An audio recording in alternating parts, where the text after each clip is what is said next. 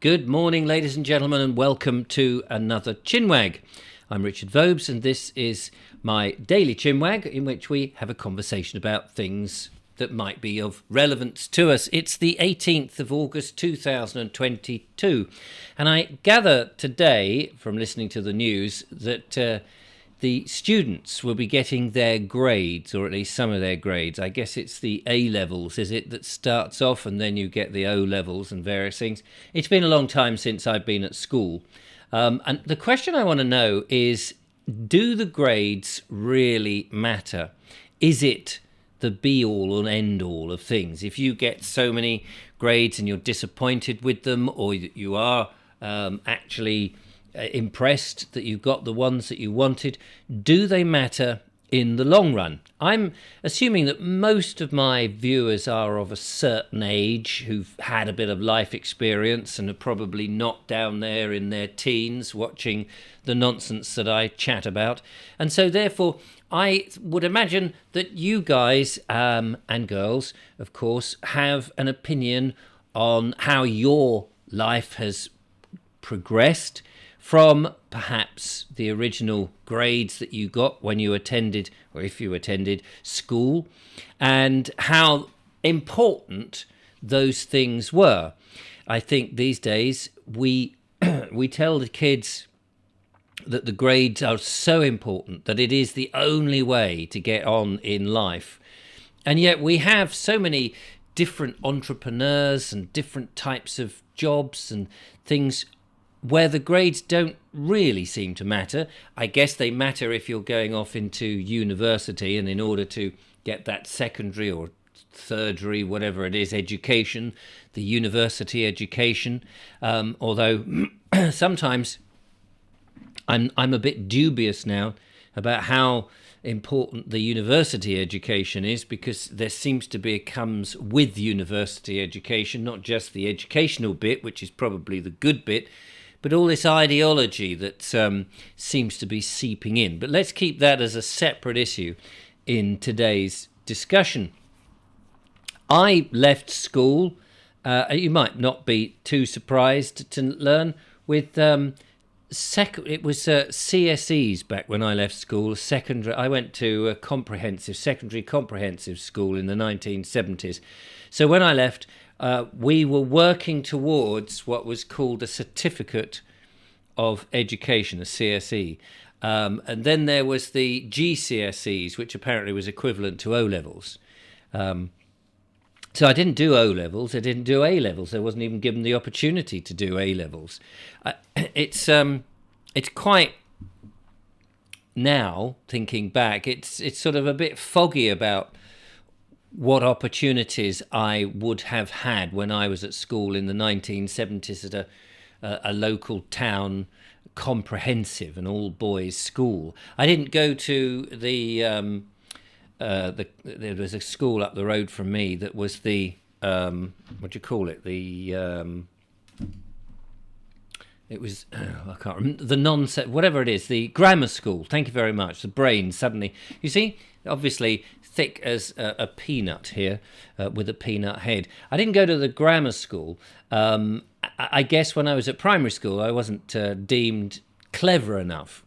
But does it matter? Is it that children, young people, develop all at identically the same time?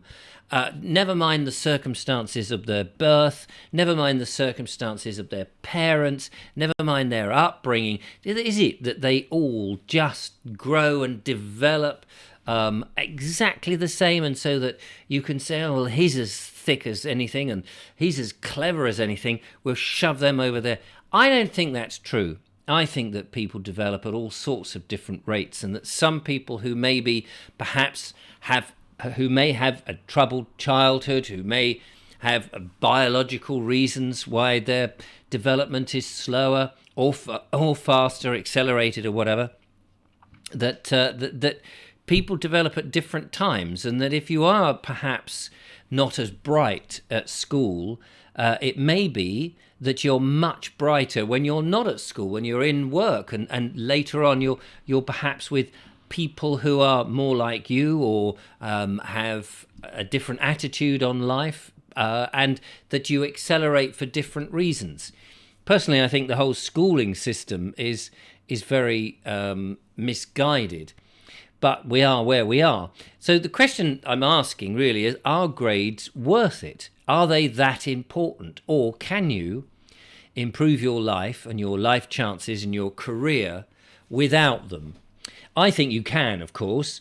I wouldn't necessarily say that I was financially very successful in my life, but I've done a lot of weird and wonderful things that I think that if I was guided through the school system, through the education system, if I had gone to university, I may well have found myself in a job that was well paid, but I may have stayed in that job and I may have got myself committed by various things like mortgages and various bits and bobs that you do get committed to, and having to stay in that.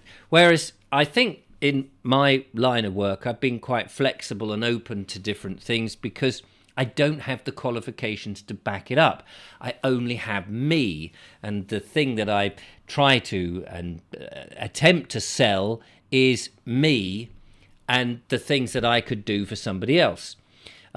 Obviously, there are things that you can do for yourself no matter where you are, whether you've just left school or whether you're at 80-something and you're still trying to find a job, and that is to be prompt, be on time, to smile, have a genial personality, to try and impress and to work hard and, sell the best of you. And I think there's a lot of things that kids at school are not being taught that would help them sell the best of them. I think being interested in acting and performance certainly helps, and I think that's why having drama on the curriculum and helping people to come out of their shell, possibly because you don't know what their home life is like and whether it's good, bad or whatever, and that having some form of sense of being out there to compete against other people, not just in your intelligence, but in your personality, because I think personality is something that really assists you, even if you don't have the brain power to back it up. So should your career all centre on this one set of exams, which is a small pinpoint in your life that says, if you do well on this one single day when you're quite young and maybe not fully developed and your capabilities are not yet fully realised, and if you do well on that, your career is all mapped out. Or is it? Is it really? Can people change and chop around, and do these grades really matter? I don't think they do, and I think as you go through life you start to realise that actually it's the same thing as a driving test. I've mentioned this before, is that you do the learning to pass the test, and then once you've passed the test and you're capable of, or you're allowed to be on the road because you have a license, you then actually learn to drive because you're aware of all the circumstances and your experience of driving teaches you. You've obviously got to obey the rules, and that's not what you're not obeying the rules, or at least hopefully not obeying the rules, but you've got to obey the rules, but you learn to drive within the stream of other traffic that's around you. You may totally disagree. You may totally say you've got to have your hands on the steering wheel and you've got to do this business that we were all taught, that when you're turning a corner you have to do this, that you can't do this and what have you. But I don't know. I find this a lot less easy to do than that. So I think that you learn as you go and you adapt and you find the ways to do things. I don't think that grades are the be-all and end-all. But of course, when you're young, this is what we've been taught, and the whole school system and the whole education system has been geared towards that. What we don't seem to do is to try and teach children that they can stand up on their own, that the idea is to try and learn as much stuff, develop as much as you can, but not necessarily in these weird topics that you may never use, that developing your personality, developing your ability to have an interest in things, in all sorts of things, to have a smattering of everything is really going to help. But maybe I'm wrong. Maybe I'm talking a load of old rubbish. What do I know? I haven't been at school for so long, and I'm not much of a team player. I would be useless in the workplace now because I've been self-employed for pretty much all my life. And I'm not necessarily successful at any of those things. But the one thing, how do you measure success? And maybe that is for another day. But how do you measure success? And are you happy in what you do? You could be the finest, brightest, whatever, and end up with this terrific job, but you may not be happy with it. And so, you've got to earn money, you've got to earn the keep, you may want to have a family, you may want to buy a house, you may want to all those things, all these trappings of life. But at the end of the day, being happy and being content is the most important thing. And it might not be, in my opinion, that these grades and things are the be-all and end-all towards that goal. But it might be. I'm not saying one thing or the other. I'm interested in your opinion. Your opinion is what counts. Did it help you? Did it help you having the grades? Was it important to you? Be interested to see what you say. So there we go. Poor old students now getting their results. Let's hope that they get everything they want. But I want to know, were the grades or are the grades the be-all or end-all of everything? Meanwhile, let's have a look at some of the comments about the cycling on the roads that we were talking about yesterday. So, and by the way, again, and I don't know why YouTube are doing this because I can't see any reason, but many of the comments have been put up for review. I don't request that they go up for review, but they just do, and I go through them before the show and try and approve them all. So if your comment didn't appear, I just apologise. I don't know why that is. Bullet Tube says, I had a license plate on my bicycle back in 1960. It said Bob 123. I bought it at the 5 and dime store and it cost me 50 cents. Yeah, so you self-imposed little license plate back then, and of course people do that now, don't they? They'll buy if they can, a license plate that's I forget what the term is now, a license plate in which you have your own name on it or whatever. Mott says all bikes and scooters should be licensed, serial number on file, so if there's an accident and rider has no identification, they can be identified. Or if a bike is stolen, it can be traced and returned to the owner. Thank you for your vlogs. Hello to the lovely Julia. Take care from Janet. I think that these are the two sensible reasons for the cyclists to have a license plate. That one, as you say, if you have an accident, if something happens, you can be identified very quickly. Let's say somebody gets knocked out, they're unconscious, for example, and an ambulance is on the way. And if you look at the license plate and you can, and a police person can ring up and find out from the database that this person's name is Fred Bloggs and that their medical history says whatever you do, don't give them a certain type of drug. Maybe they're not immune to it, but the opposite, where it's going to hurt them. And that would be a very useful thing, rather than taking them away and not knowing who the hell it was. And also, if the bike is, as you say, is stolen, then it can be immediately identified because of the license plate that is built into the bike. The Ethereal Cat says, no, less government interference in our lives, the better. We just need more responsible people, not more government nanny. And I guess that's true, that it would be lovely if we had a bit of a freer society. And I'm with you on a small government. And we need more responsible people. Absolutely. The trouble is, saying that we want more responsible people is a lovely thing to say, but we've got to be realistic. We've got to be pragmatic and say, well, actually, we don't. The world is not full of responsible people. We are. You just have to look around and use your eyes and go, well, it would be nice. I agree. It would be lovely to have some responsible people, but it's just not the case. How you go about getting responsible people, I would be interested to hear. Paul Cockrell says, do kids still have bikes these days? It seems they rely on mum and dad to get them everywhere. Well, I think there's a measure of that, but there's certainly plenty of bikes and scooters, and skateboards is another one that we didn't talk about. So, I think there are people still on bikes. Nugget says, there will be no number plate insurance on my bike. Never had it in the past, and it won't happen now. There's somebody who is prepared to stand up for what he thinks and believe in. Dan C says, you pay emissions tax. Same reason some vehicles are tax-free.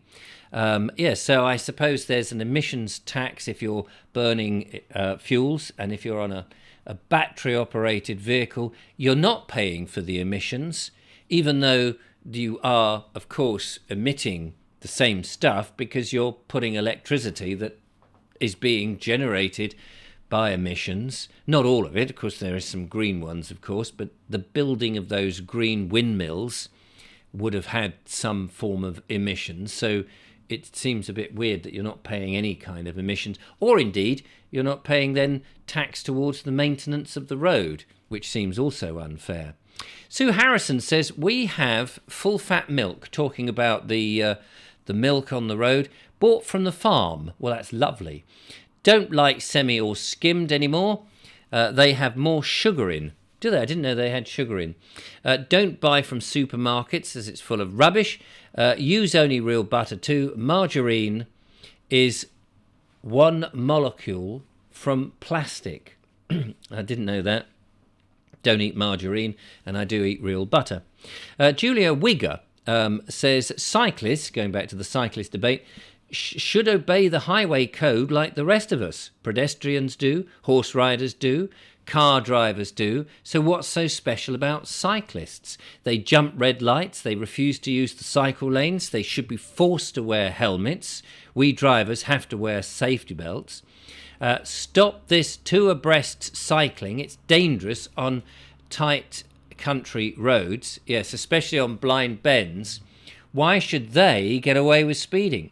If there's one thing that really riles me when you see cyclists, is two of them riding abreast. Why? What is the point? They're taking up more of the lane. A car can get past them if they're one in front of the other. I don't understand why they do that, other than that it's more of a social thing. And I don't understand why it's been made legal to do that, or it is legal to do that, or it's not been made illegal to do that. Perhaps somebody can explain that to me. Maybe I'm just, hard of thinking. Just Be Happy says, there are idiot drivers and idiot cyclists. There are aggressive drivers and aggressive cyclists. There are drivers and cyclists that don't think the highway code applies to them. I'm a car driver and a cyclist. As a car driver, I think excessive speeding, impatience and driving distractions are a major contributory factor to accidents. I would avoid busy roads on my bike. Well, you do, of course, speak a lot of sense, and there are, of course, both of these things. There are plenty of cyclists who are not aggressive and not idiots and obey the highway code, just as there are many drivers that do. And obviously, there are going to be those that don't. And no matter how many rules and regulations you put, there's always going to be a small minority who are going to flout them and say, do you know what, none of this applies to me. I'm not obeying it. I don't care about everybody else. And I get that. The Vintage News says it all sounds completely reasonable, but I believe bike, like horses, predate formal roads, so are exempt. Our transport rules are a beautiful mess, and we should celebrate it. What about a horse and cart, or just a hand cart? What even is a bike? Is it a road to? It is a road to madness and another nail in this country's creators and engineers. I kind of see where you're going. When you drive a car, that is the deal. Hit nothing, regardless of how erratic or silly. How great is this chaos? And I want to build bikes. What would I do then? Yes, there's a lot in that. I get what you're saying about, of course, bicycles predate cars, and horses and carts obviously predate cars. And so what are you saying? That because something is earlier than the latest thing, it should have more rights? And in a way, I can see that. But if you have something that is dangerous on the road, or more dangerous than the bikes and the horses, and that hitting something with those things, so in other words, cars, and so therefore you give them a set of rules in which, look, we're going to try and mitigate against accidents. We're going to try and reduce the amount of accidents by giving these bigger vehicles that run on petrol or electricity or whatever it is, that are made of metal and are very heavy, and that when it comes into contact with humans could cause a lot more damage than perhaps a bike.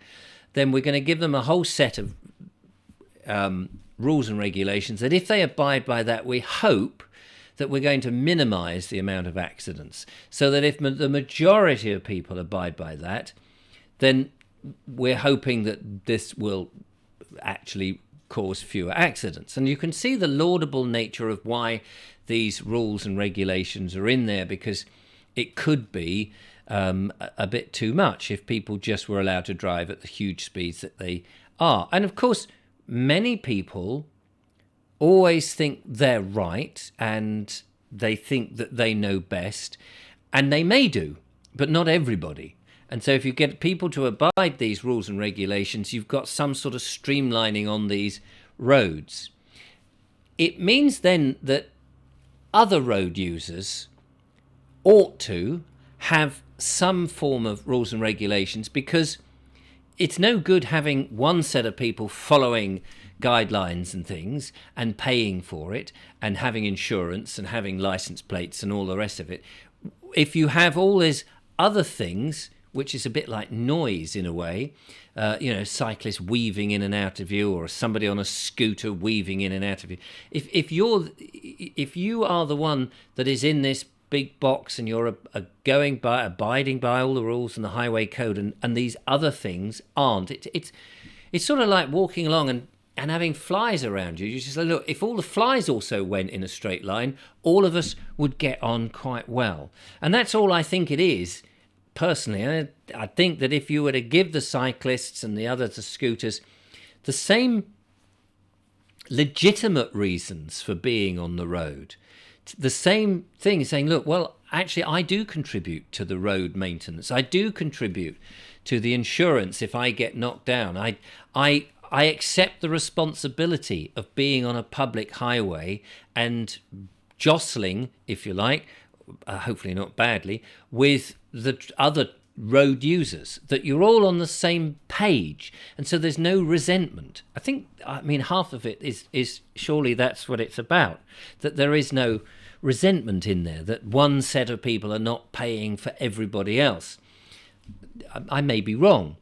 Logan says what drivers don't realise is that if these proposals are put through, sorry, let me read that again. What drivers don't realise is that if these proposals are put through, is that it is them that will be held accountable. Be careful what you wish for, because arm a cyclist with a legal team through his insurance, and those legal teams will absolutely be used to hold the driver responsible. Well, I can see that, but then you need to even out. I mean, I'm not saying that these specific rules, perhaps these rules need to be changed so that everybody is fairly treated. Ingram Cars says the only bicycles or scooters that require insurance and license plates are the highly powered e-bikes that do up to 30 miles an hour. There are no difference to motorbikes. it would be ridiculous for regular cyclists to require it. I cannot understand why there is so much hate towards cyclists. They are people like you and I going about their daily business. You don't get the same hate with horse riders. Vehicle excise duty is paid by motor vehicles. Road tax was abolished about 100 years ago. Well, I still pay tax on, don't I? I pay tax. Owning a vehicle doesn't mean that you're entitled or more entitled to use the Queen's Highway than any other road user. Now, I think there's some very sensible points in there, Ingram Cars. You're absolutely right on all those things. However, we've got to be practical and try and make life for all of those people fair. The road users, I completely agree. I mean, I ride a bike, and it really annoys me when cars get very frustrated. They get up to you close. They want to overtake. I get all of that. And as a cyclist, when I'm cycling and I can see that there's cars coming and I'm sort of in the way, I respect the fact that they are in a bigger and more dangerous thing, and I will either pull over and let them pass, or if there's nobody on the pavement and there's a few dodgy cars parked up, and it's then I would be weaving further out and they're going to get more frustrated, I will just go onto the pavement for that short duration and let those cars pass and come back.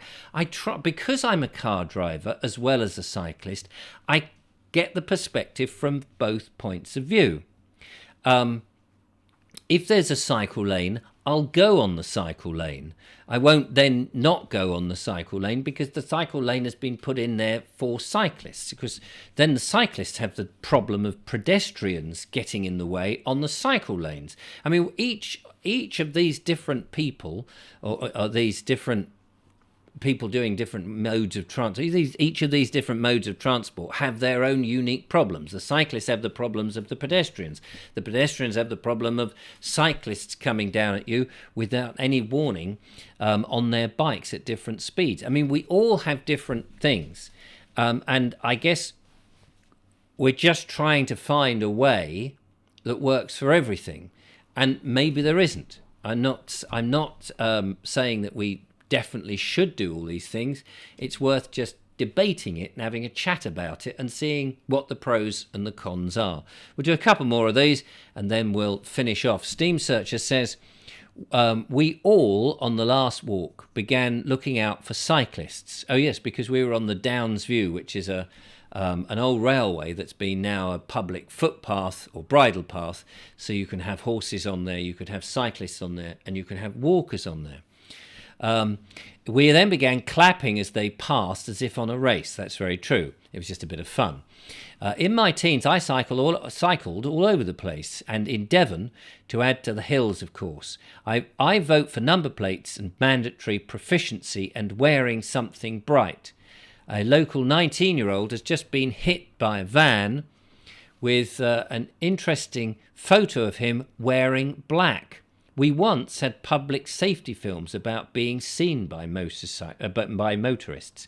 Yes, and let's face it, motorists have a lot of street furniture. I mean, cyclists do, but they perhaps because they're going at a slower rate, they can take in them more, and they're not obscured by the sides of the vehicle. As you're driving along, especially if you don't know the area very well, or if you do know the area too well, you might be a bit overconfident, and there's parked cars and there's people coming in, there's people behind you, and there's the street furniture, there's a red light over there, there's a car coming in. You're looking at so many different things. You may not notice that cyclist who's decided to undertake you or flip out suddenly in front of you. I'm not saying all cyclists do this, but they do, and you may hit them. And it may not be your fault. Of course, it could be your fault. It could be that you were aggressive and that you got too close to them and clipped them because you didn't give them the time. I'm not saying that. But sometimes it's not your fault as a motorist. And, there's irresponsible motorists, there's irresponsible cyclists. I'm not saying one is more than the other. But if you hit the cyclist, whether it's the cyclist's fault, why should it be the motorist who is the one that has to pay, or is the one that is deemed in the wrong. You can't have a society in which you penalise one set of people and then you allow another set of people to have carte blanche freedom, and you say, well, the irresponsible members of the cyclist people, let's say, are the ones that will just cause chaos to the motorist. It just doesn't seem a fair society. We are intelligent and sophisticated enough to have a fair society, and that, I think, is what most people really just would like, some sense of fairness. I would rather that we didn't have to have any of rules and regulations if, like whoever it was earlier said, that let's have more sensible people. But life tells you that there isn't sensible people. There are people of a mixed ability, people who can do things, who can't do things, or have just seen red and are perfectly normal 1 second, but for reasons that one cannot compute, have suddenly seen red, or they're desperately trying to get somewhere. Their wife or husband might be in hospital, or their children have called them and told them that the house is on fire. There may be a myriad of reasons why people are trying to get somewhere very fast, and as a result of that, they make a mistake. And if everybody if everybody had the same, more or less, the same sort of rules with licenses and insurance and all the rest of it, but on a tier system that makes it plausible to work, then perhaps it's a fairer society. I don't know. This is where we can all disagree. We can still be friends. We don't have to hate each other because somebody just has the contrary opinion. Anyway, brilliant. Thank you so much for all of that. There's just one more here. I will read this one out. John H. just says, utter rubbish. The roads are safer than they were in 1960s. We had 7,000 to 8,000 deaths per year on the roads now. It is less than 2,000 now. It's a good thing if kids ride bikes to school. If you need third-party insurance road tax, then no kids will cycle. It will cost hundreds of pounds a year per kid. But we will have more 4x4s stopped outside the school. Add licenses. Kids will need a provisional license before they can even start writing, and presumably this will be multi-stage test like the current motorcyclist. Want to fix poor aggressive cyclists rather than a mass expensive bureaucracy. Employ a few more motorcyclist police. And why this nonsense? Because a few Daily Mail readers can't stand it if a bike is quicker through the traffic than their Audi. Well, you do make some good points there, and I'm not arguing completely against you. It's just, I think, well, I've argued all my points really, but I wanted to give you your airtime, because you as basically saying that everything I said was complete and utter rubbish, and you gave the reasons for it, and I think that's laudable that you have been able to do that. Whether I agree with everything you say, I would love to see a system that is just a system that works for everybody, so there is no resentment whatsoever, and that we all can get on. That's really all it all is. So go back to the grades. Do the grades really matter? Is it the life and the be all and end all of everything? Or are there other things that school kids could be looking at, having got to this point, that can reassure them that if they haven't managed to get where they wanted to be at this stage, because let's face it, they have had, this set of kids with their grades have had 2 years of COVID and the school closures and all of those other problems. They need to, presumably, I would think, that they need to be reassured that there is life beyond bad grades, or if even with good grades, that perhaps the career is not going where it is. And maybe we all need to know that. I'd be interested in your points. Thank you for bearing with me. I may not have put this over terribly clearly this morning, but I'm just doing my best. Take care, and thanks for watching.